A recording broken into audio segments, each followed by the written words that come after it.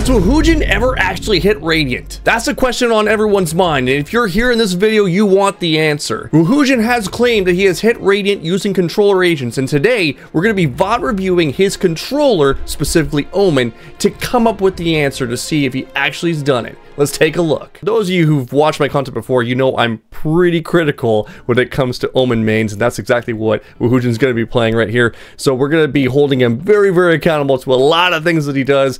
We gave him a little bit of a break with the Raze, but in this case right here, Omen should be in his wheelhouse. We'll see exactly how he plays it and how we can take more things from it to be able to improve your gameplay as well. Right away, we're going to draw your attention to the comps, and the big thing that I noticed right here is the hard counter that Omen will have against the opposing Cypher. Now, the one major factor you want to remember when you're playing against a Cypher on this map is the deep map control that a camera can get on B main. For example, a camera thrown right here can get super deep control right here without having to know on the defense side if people are coming here, which allows for heavy stacks towards A right away. So it's something that Woohoojin should be aware of and trying to take care of this camera and any other long distance cameras that Cypher can throw. But overall, this is going to be an easy counter for Woohoojin when he's on the attack side, being able to avoid a lot of the wires, sometimes even getting over a lot of those, and unbeknownst to the other Cypher, might not even be aware that he can get into certain areas right here. So we're going to be looking forward to looking at that in the attack side.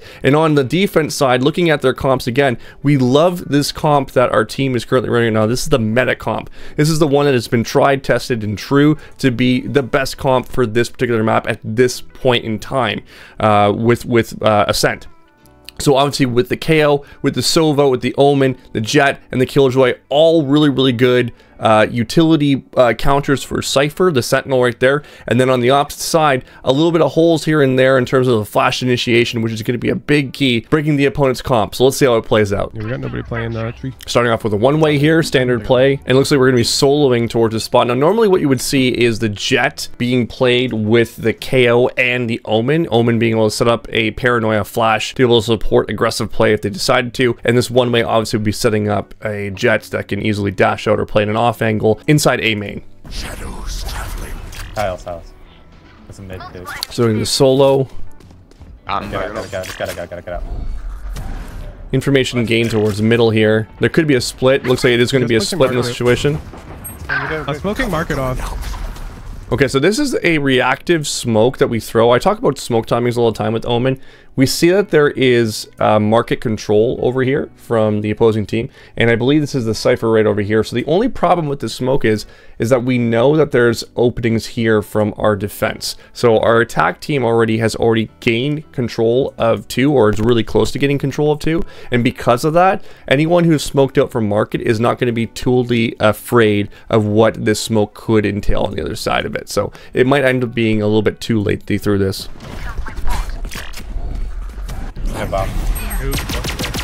Yeah, they might push spawn right here. That flash. I love all the calls that Woohoojin's making here. This is definitely within his element. The comms, like, this could happen, this could happen. We talk about prediction comms all the time, and this is one of those maps where predictions are super key. You watch any high-level player, they're always saying they might do this, they might do that, and preparing their team ahead of time for any potential threats that could be as a result. It's not broken. We have bombs. It's not broken. You have to come back to me. I'm gonna leave you KO. Oh. And there is the push that he predicted, unfortunately. So I'm not sure why he decided to leave here, considering the fact that we had B main control. Even if they push through CT, a simple setup where you're holding this space doubled up and watching this particular area covers both angles pretty carefully. And obviously with the turret here, you'll know if they're going to be pushing CT. So there's really no need to be supporting the other team right now. We just focus on this one area and stay with your KO. The one thing I do want to applaud Woohoojin on is the communication of saying to his KO, I'm leaving this position, you're alone. This is something that's like a common etiquette that you should be adapting in your own gameplay to let people know what it is that you're doing, because we're not all psychics. We're not in a psychic convention, and we can't really predict what you're going to do. So just a small little thing, a small etiquette that you can add to your communications. Shadows traveling. Wait.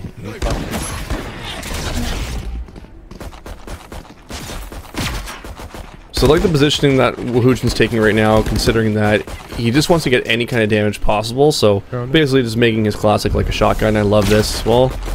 Dodging the drone. A little bit off on the smoke in the situation. That's totally fine.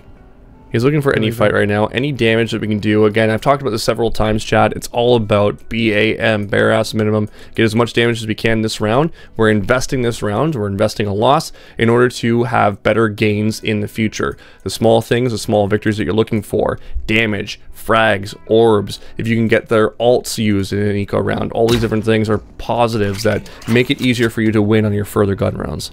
He either needs to rotate right here or be aggressive into A main. One of these two needs to happen. If you're aggressive in A main, you see that there's nobody there. Obviously, it's going to be B. We just go over and stack right away, get people in the boathouse and make it ugly. Or you full rotate as hard and fast as you possibly can, get yourself in a good position, toss a smoke out, and play ugly fights.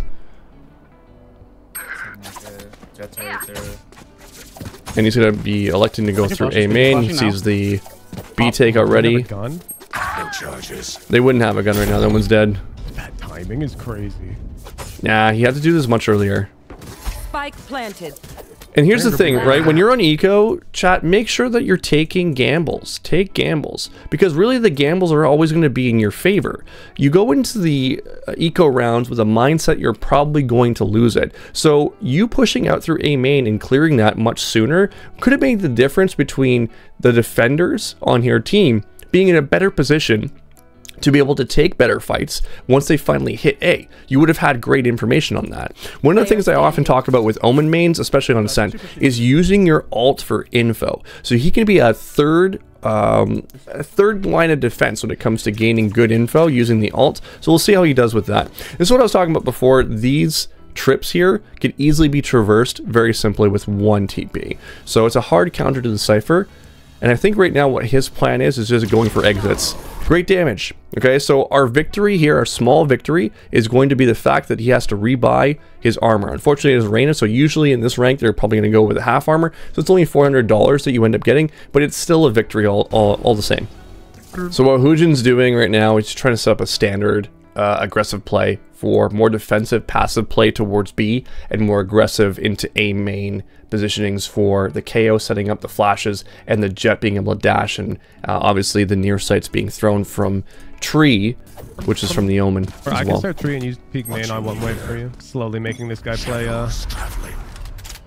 Yeah, and then the other thing that you'll end up seeing for Jet mains, if you're looking for a little extra tips, getting an operator as soon as you possibly can, super powerful on defense on Ascent, and then having the Sova setting you up with a nice drone or dart to be able to get you into good positions to take deep space on B, which is kind of like the same idea as what we talked about with the camera, with the Cypher, being able to get deep space and deep information. Right away, having an op control that long space on B is super powerful to allow you to stack in certain areas.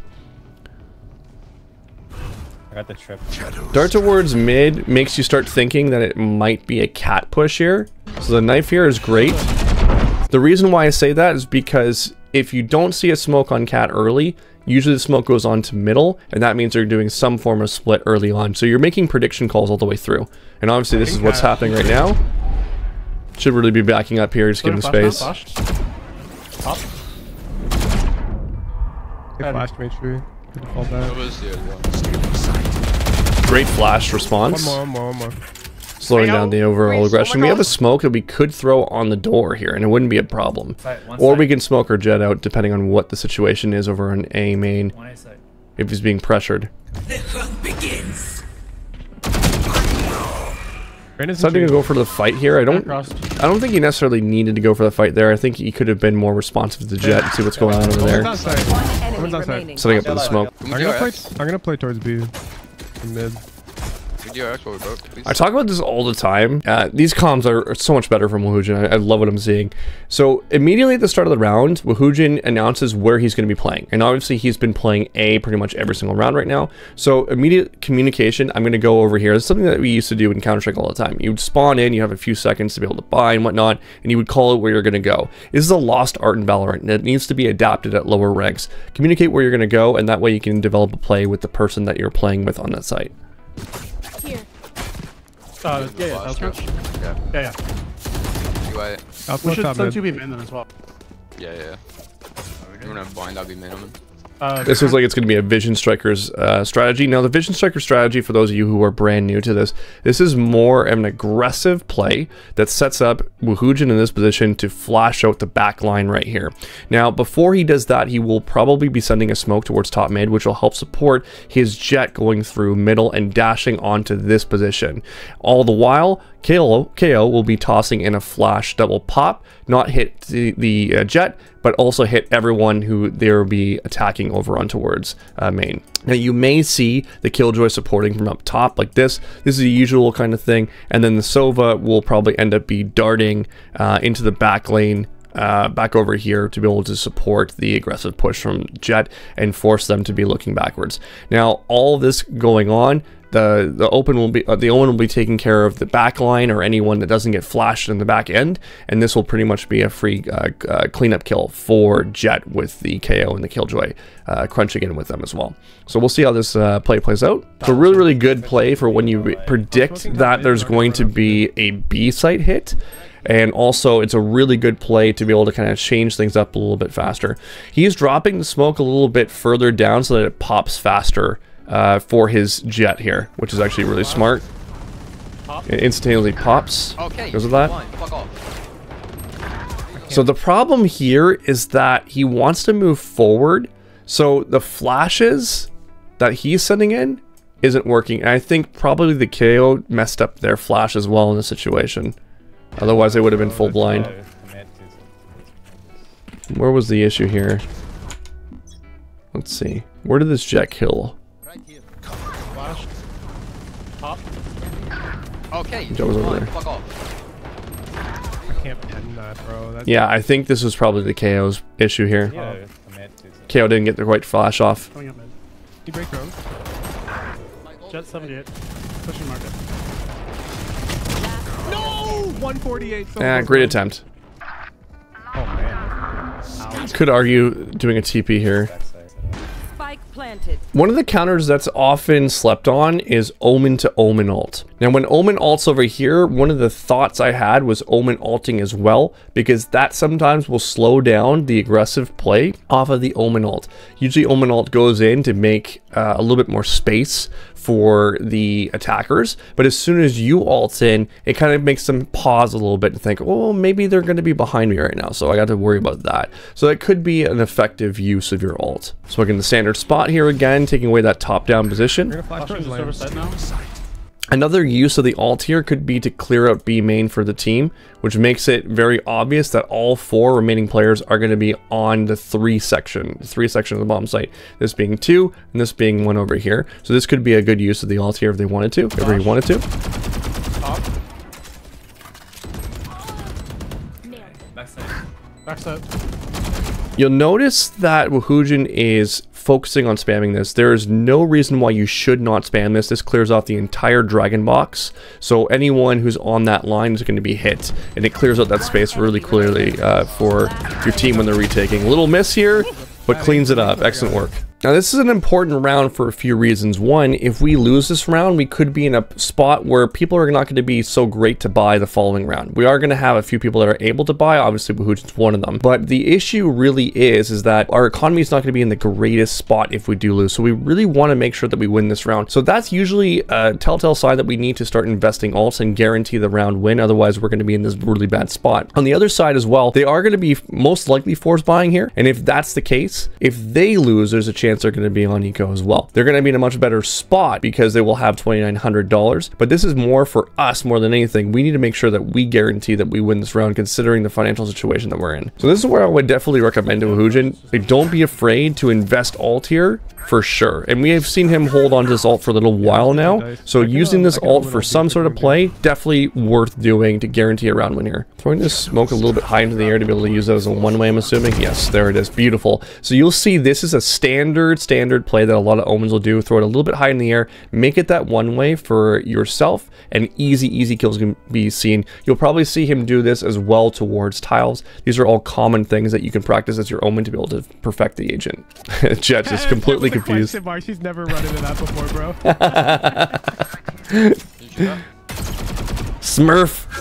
Smurfing Hooj. Cover Break going dark. up. Almost gets it again. If the dart wasn't off, that could have been another free kill there. You could see Woohoojin using ult at 40 seconds here. This would be a good time to use it, potentially, to guarantee where they're going to be and what they're going to hit. That's usually a telltale sign, so it's probably going to end up being an A hit again. Man, I'm going to flash when they're coming out. Setting up the play here. Near sights. Perfect time to flash there, really. Once the Leer goes out, it's usually the sign that they're going to probably hit from there, so why not just throw that flash out there, slow them down. This peek did not need to happen. This could have been more reactionary. In this situation here, I think you just play off of the KO. You peek from the right-hand side, and you're peeking on the same line as the KO in that situation. So you're guaranteed a kill. You go out here, and you force a 1v1. So this was a little bit more reactionary, probably just a small mistake. Woohoojin will make these. People make these all the time. This is something that you have to look back on and be like, what would have been the better peek here? And it's very clear, peeking from the right-hand side would have been the better option. You single yourself out here on this one fight, whereas you have your duo playing from heaven on the other side.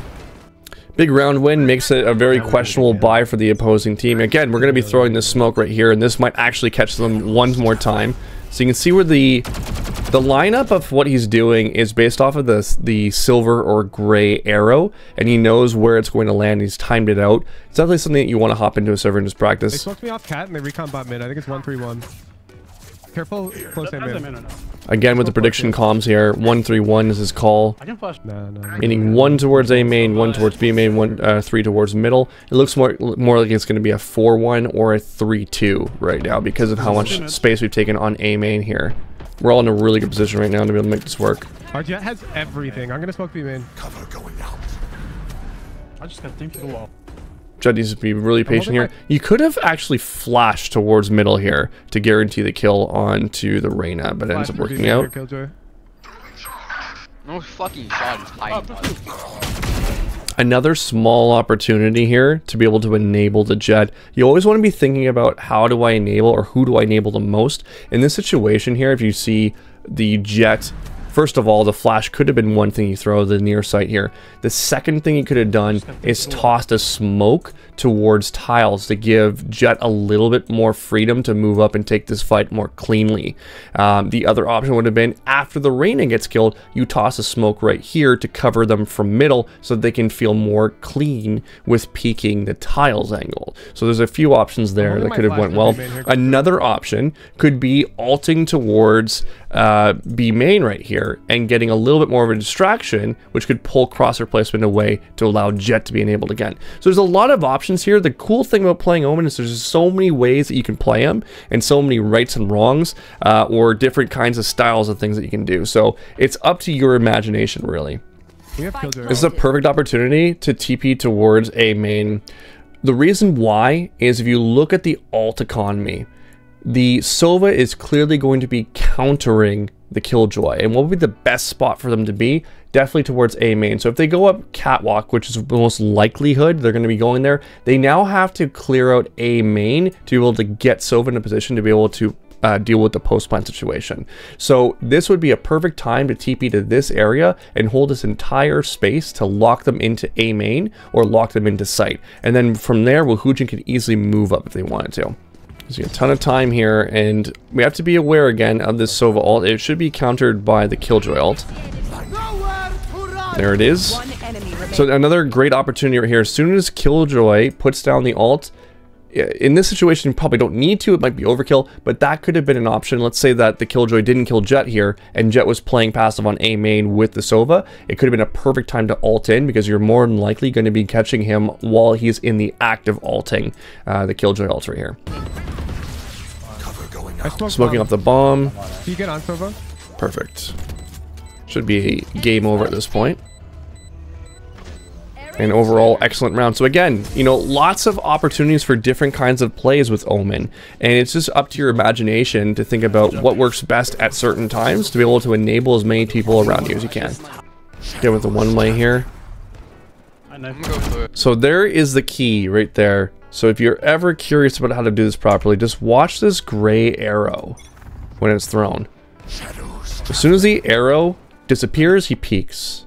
okay? And that creates that one way, which makes it really easy for your team to take any kind of fight, you know, setting up an op with a Jett, for example, peeking with yourself, anything like that, sets this whole perfect fight for you, and makes it pretty much 100% in your favor, instead of peeking this dry. Nothing was tiles. Alright, I just smoked tiles. One is B, man. I think they're top mid. Nice kill B main. I'm rotating off of A. I'm smoking B main. Notice how he's not going for any mid into cheeky our op one-ways here. He's just putting a flat smoke down. It's very, very underrated to be doing that kind of stuff. There could be someone here middle, chance. They could have creeped up. I have your top mid. They can't walk up on you. Just care about tiles. Beautiful. So many enabling good comms here. Like, this is literally a comm showcase that you guys could easily pick up on. Any of these comms will help so much in your ranked games. I've got this. Like, you just ping the map. I've got this. You can move up and fight tiles if you want. I've got your top mid. Beautiful. Beautiful enabling comms. Nice. There should be another. All the while just holding the space, allowing Jett to have so much more freedom to be able to move up on middle. Love it. Okay, beautiful. I love this. So, my question to you now is, how many of you guys would have reswung tiles to try to get the trade kill here? That would have been silly if your answer is, I'm going to go after this fight, after this one. It's silly. What you need to do is survive and maintain your 4v2. Excellent, excellent patience from Woohoojin here. Tosses the smoke out instead of saying, hey, I'm going to take this fight. He's now going to TP away, probably towards Pizza in this situation. Perfect. And now he has the ability to escape and maintain the advantage of the 4v2 by just falling back into market. Excellent. I would say 9 times out of 10, a student would have reswung there and probably got picked off, making it a 3v2 and more in the favor of the attackers in the situation. So excellent ability to survive here. Love what I'm seeing. The one thing I'm definitely concerned about is how long Woohoojin's been holding onto this ult. And we've had a few opportunities, like nothing glaring, but a few opportunities where he could have been using it. So curious to see where his mindset is with that ult altogether. Again, using that one way. One tiles. Do you have like a main flash, Mr. KO? I have a main flash. You left. Do that. KJ, you can push. I can't do it. Can't do it. Flashing. Pop. We have a I main. love it, man. We can start rotating now at this point. Okay, so B main. Okay, this was a big mistake here. This is a big positioning mistake from Woohoojin.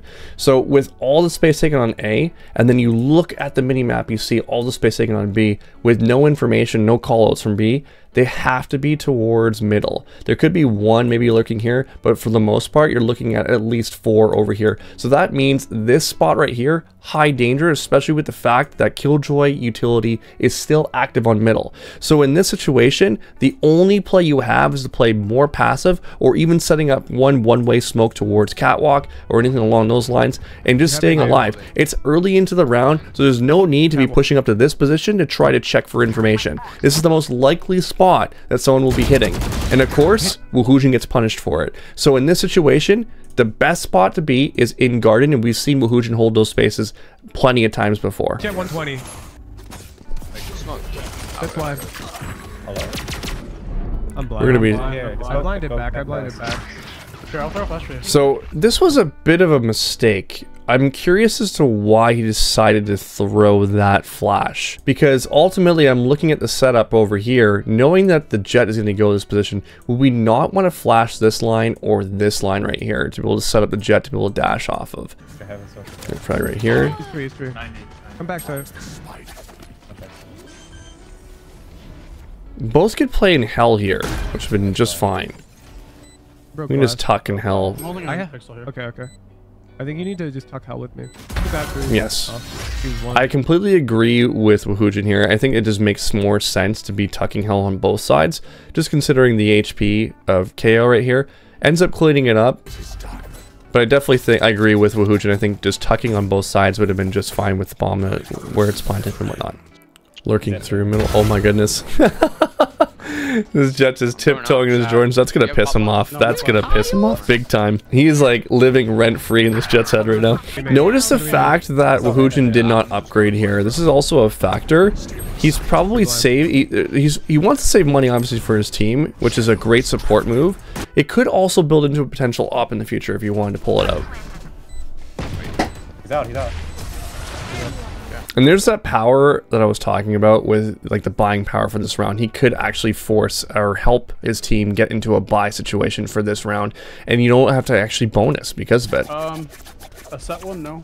Let's go fast B, fast B. Now that being said, I always recommend keep the game as simple as possible. It ended up paying off for Woohoojin here, but for a lot of times whenever you're going into a round that you've ended up winning off of a pistol, guarantee the round win, and I would say more often than not, 9 times out of 10, it's better just to full buy what you can and guarantee that round win. Going flash. Flash now. Top. To get TP into it? Yeah, he is. Wait, I'm the fucking... Oh, you missed it? Shit. Okay, this one's working out. This Jet's gonna be so upset. Oh, he is definitely raging at this point. 3v3 situation. This is a pretty hard fight right here. Should catch him now. Swing him? Oh no. You have a smoke? You have a smoke? That was a bit of a throw. We knew that ult was out there. Small little hiccup there from Woohoojin. Definitely one smoke on that spot would have been just fine, and then falling off. At this point, Cypher could push through Cat, but it's probably not going to happen because it's too late now. So definitely one towards mid, and we're going to ignore Cat because it's not likely they're going to be going there in that situation. We could ask for a KJ ult here, and that will guarantee a round win here. This actually should happen right now. If we KJ ult the back site, they have one of two options depending on where they're at. They either back off or they move forward into them, which in that case, Woohoojin has free space to be able to move forward and be able to set up a flank. No, I have stairs. Don't fight. We should be flashing lane. Focus lane. Flashing lane. Flash. Should be flashing lane. One enemy remaining. Definitely should have been flashing lane here. Sets it up. Perfect. One flash there, and then calling out double swing would have been fine. If the KJ ult goes out a little bit earlier, that also sets up Woohoojin for a play. So these are little things that we've also noticed in his gameplay with Raze, is asking for ults to be able to set up certain plays, which is something that's like super impactful to be able to make things work. There's times where, for example, I've had a breach ult this space right after a plant so that I can scale onto them. These little things like this, like, it can tip the balance very quickly, and it's one of those things too, again, you don't want to be losing this kind of a round here because financially you're in a bad spot. So as you can see, the money, had we have lost that, would have been detrimental for us altogether and made it really difficult for us to be able to continue a good buy, and then we're in a bad spot in the rounds following. So rounds can definitely just start rolling in the favor of the enemy team because of a lack of use of ult sometimes. Another play I love to see from Omens is ulting into Heaven, especially when you know that the aggressive play is towards A main, because typically if you find the Jet, you know they're going to be more aggressive towards this space and this space. So if you were to smoke, for example, here, and then TP into this spot, you create back pressure while your team has front pressure as well. Another way of doing this could be also ulting onto site once you've backed them off of A main, to be able to be kind of like a surrogate dart, which can see everything into sight and tell your entire team where they're playing on A site, so you can easily hit the site cleanly. So again, just to show some creativity with your Omens, there's a few plays that I've done in the past that worked really well, and one of them is the ulting into Heaven. The reason why I say ult into Heaven, or trying that, is that throwing smoke, say like this or this, either one of them, and playing in ulting into them, or ulting into this one, for example, you basically clear out Heaven for your entire team, and usually there's going to be a time where you'll see aggressive space taken from Jet. So you're usually going to have people on site supporting that Jet being aggressive, usually Omen, KO, and then Jet over here, which means no one's going to start in Heaven right away, which gives you the opportunity to be able to ult into it. You could ult into this position if you wanted to as well. Typically one smoke will be placed here, and then one smoke towards Heaven altogether, to be able to give yourself some space to be able to TP into. So this space right here allows you to be aggressive forward into CT, also aggressive into Heaven, and typically what you would do is you'd start off by throwing a flash like this. So you throw the flash like that, and it allows you to now scale up, and it covers the back end while your team is attacking from the front end. Another map that I love doing this on is split. So what you do is typically your standard smokes are being thrown towards heaven in this situation or into the back lane. And this would either land on screens or the elbow area to be able to cover both of those lanes. After that, you would throw a smoke right here and you would TP into it. Now, the reason why you do this is that the forward pressure is coming from here and you're creating back pressure by ulting in. And when you do this, typically you'll have your Raze double satchelating into this position. You can throw a flash like this one that lands and covers the entirety of the back line of heaven, which makes it really easy for the Raze to be able to get free cleanup kills going forward, especially with a breach flash coming in from the front if you had that same combination. So there's a lot of things that you can play around with in terms of creating back pressure, and it's more often than not that I see students just holding onto this ult to the last round and not really serving a function at any point in time with it. A lot of times when you just hold on to it, you lose value because you could have picked up the ult 2 or 3 times more through the duration of a game or a half. Why did I pull my gun out? Shadows traveling. Pop. Ulting in the back site here. Probably gonna see the other Omen ulting here. Holy shit! Out. One market. Definitely worth a KJ ult here. Early on, probably. I throw it in. Yeah, ult it right down. Perfect. Great. Could have asked for this. It's totally fine though. Now we just gotta live. Yes, perfect. Great. Exist here. Guarantee the space. And now what we need to do is fight, which he's gonna do. Fight for stage 2. Stage 2. Make this really hard to be able to traverse into, and as soon as pressure comes on, your Killjoy and your Sova can play back and do an up-down, which guarantees a round win, considering the fact that there is no Omen in play. We just want to exist as long as possible and antagonize in the situation. Fire some shots, let them know you're here, then back off and live. Perfect. Yep. And from here we should just live. Everyone should just exist. The op is now up, so we might want to chase him down. Well played here from Omen. Well played from Woohoojin. Love to see it. Well, Jet's in a really good position right now. Oh, too bad. Good kill. You have a smoke? You have a smoke? You have a smoke? You have a smoke? No! So, the one thing that I looked at here was a potential. So once you got this first kill, smoke comes up, immediately toss the smoke out, run in through the smoke, challenge that Sova, that creates that space for you. At that point, you don't have bomb, but at the very least you're doing a little bit more guaranteed damage in that situation.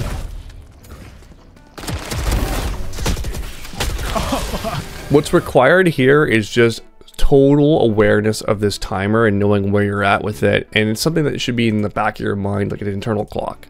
So now the back is against the wall, and again I think I've seen ults being used twice. One at the last round of defense and then one on this half, and it was mostly to be able to create back pressure on the ult towards Boathouse, which is totally fine. But we definitely missed a lot of opportunities where this ult could have been used a little bit more effectively, in my opinion. And I think that was a tale of tape, really. You need to be able to carry yourself out of these ranks when it comes to Omen, and the ult is an essential piece for that. Backside.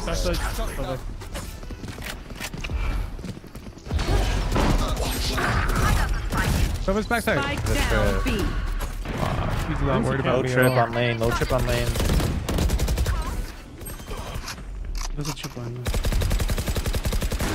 Smoke in 10 seconds. Gonna go for 1 here. Beautiful. Smoking 3. TP out should have been the move here. No way we survived this. Oh my god. Okay, so in this situation, the TP out was the only option that Woohoojin had. As soon as he gets this first kill, immediately turn around, and he's done this before, you TP to here and you create another opportunity for yourself to be able to frag by tossing another general smoke in this spot and playing into it. So right away, through the situation, you back off, you stay alive a little bit longer, and you buy time for your team. Smoke is already active. At this point, he now has another option to toss another smoke and play into it if he wants to, or even TP into lane. So lots of options here, and it seems like he's more tunneling on this fight, which is going to cost him probably the round and the game here. Let's see how this plays out. Played in smoke. Oh boy. This is not good. Nice GG. try, GG's. GG. So It's so interesting to watch Omen VODs. I've always loved coaching Omen VODs because there's so many different ways and styles of playing it. It's not to say that there wasn't anything that Woohoojin did necessarily fully wrong. There was a couple flashes here and there that were a little bit questionable, but ultimately there's so much more creativity that Woohoojin could be playing around with, especially, again, I'm talking about the ult over and over and over again, but the flashes and different plays, there's so many different ways that you can take some of these situations, and it's so interesting to see how players of all different ranks take the Omen into these kinds of fights. So again, thank you again for coming out and watching. Hopefully you got some good tips out of this and improved your own overall Omen gameplay. Take care, have a great one.